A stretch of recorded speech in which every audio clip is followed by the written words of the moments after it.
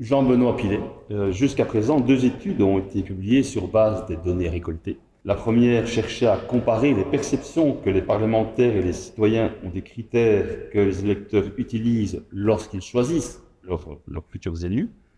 Est-ce que ces élus et les citoyens ont la même vision de ces critères finalement? Bien, pas vraiment. Donc ce qu'on a effectivement voulu faire, c'est comprendre comment les élus perçoivent ce que font les électeurs quand ils choisissent pour qui voter.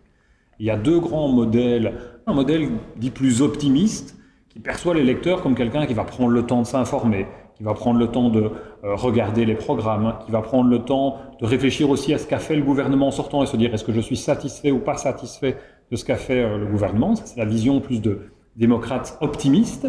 Et puis il y a une vision plus cynique, plus réaliste en fait, parce qu'on sait que c'est quelque chose qui existe dans la réalité, c'est de voir comme les électeurs comme des gens pas forcément très intéressés, qui vont juste tenir compte de un ou deux enjeux, et pas de tous les enjeux de l'élection, qui vont être influencés par les personnalités des candidats, par le fait qu'ils passent bien sur les réseaux sociaux, qu'ils passent bien à la télévision, ou qu'ils les connaissent de façon directe, et pas forcément des électeurs qui vont prendre le temps de s'informer, de peser le programme des uns et des autres pour cerner celui qui leur correspond le plus. Et donc ces deux visions, elles existent dans les travaux en sciences politiques.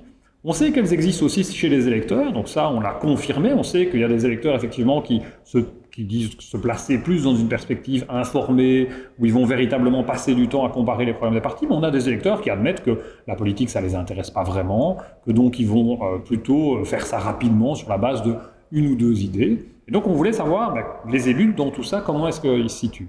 Et ce qu'on a vu, c'est que les élus, ils sont plutôt cyniques par rapport à la façon dont la majorité de l'électorat fonctionne. Et donc ça, on l'a vu dans la plupart des pays, en fait, dans quasiment tous les pays qu'on a étudiés. Dans l'enquête Paul Pop, on a couvert 13 pays, et on voit que dans la majorité de ces pays, on a des élus qui sont globalement sceptiques, qui ne pensent pas que l'électeur va investir beaucoup de temps à faire son choix électoral, qui pensent que l'électeur va se laisser influencer facilement par l'image du candidat, plus que par ses positions politiques, que l'électeur ne va pas vraiment savoir ce qu'a fait le gouvernement sortant et que donc finalement que le gouvernement ait bien travaillé ou pas bien travaillé, c'est pas quelque chose qui entre en ligne de compte. Et donc ça c'est quelque chose qu'on a vu effectivement des élus qui très majoritairement sont cyniques, sceptiques par rapport à la façon dont les électeurs votent. Il y a quelques exceptions, en particulier dans les pays scandinaves. On a mené notre enquête aussi au Danemark et en Suède, et là les élus sont plus optimistes sur le comportement des électeurs, mais dans les autres pays c'est une attitude plus cynique ou plus réaliste. Et la Belgique est plutôt dans ce modèle-là. Or, on sait que ce n'est pas sans importance, parce que ça va aussi avoir un impact sur la façon dont les élus vont se comporter une fois qu'ils sont au Parlement. S'ils ont l'impression que le choix des électeurs est très très informé, ils auront tendance à vouloir se coller très fort à ce choix des électeurs, à se dire si on a voté pour moi, c'est parce que tout mon programme a été bien minutieusement analysé, donc c'est une vraie adhésion. Si par contre on est plus cynique, on se dit finalement, je ne suis pas certain que je doive coller autant à l'opinion publique dans mon comportement parlementaire, puisque l'électeur, de mon point de vue, il n'a pas forcément été bien informé, il n'a pas forcément fait les efforts pour faire un choix éclairé.